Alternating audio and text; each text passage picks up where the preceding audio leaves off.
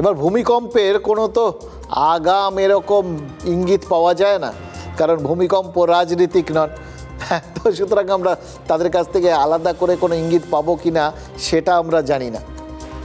এই যে যার জন্যে ওই যখন জহর সরকারের বক্তব্য শেষ হলো তখন তাকে একজন বললেন যে আচ্ছা আপনি এমন বক্তব্য রাখলেন যে সব হিলে গেল, মানে পুরো ভূমিকম্প হয়ে গেল, মাটি শুদ্ধ কেঁপে গেল।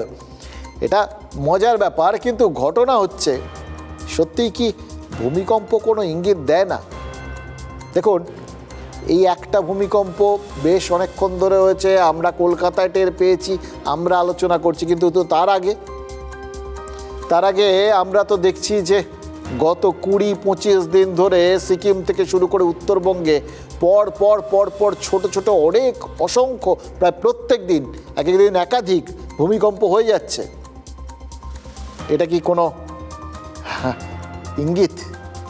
দেখুন, এটা যদি অনেকেই বলছেন যারা যে এই সমস্ত নিয়ে কাজ কারবার করেন আর কি, তারা বলছেন যে এটা কোনো ইঙ্গিত হলেও হতে পারে হয়তো বড় কোনো বিপর্যয়ের ইঙ্গিত।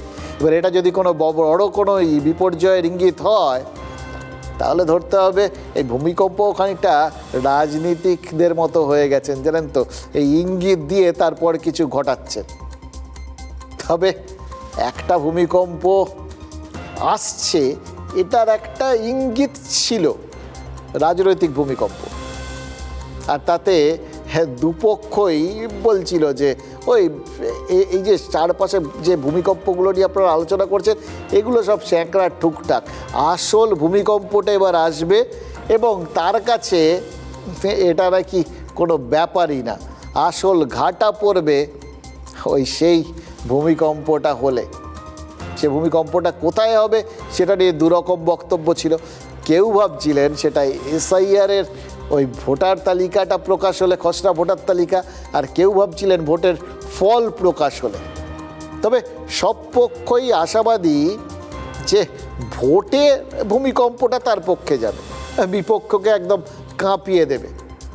সুকান্ত মজুমদার আর শঙ্কর ঘোষ বলেছেন তাদের রেজাল্ট দেখে তৃণমূল কেঁপে যাবে, আর শশী পাজা পাল্টা বলেছেন ও আশা দূর আশা।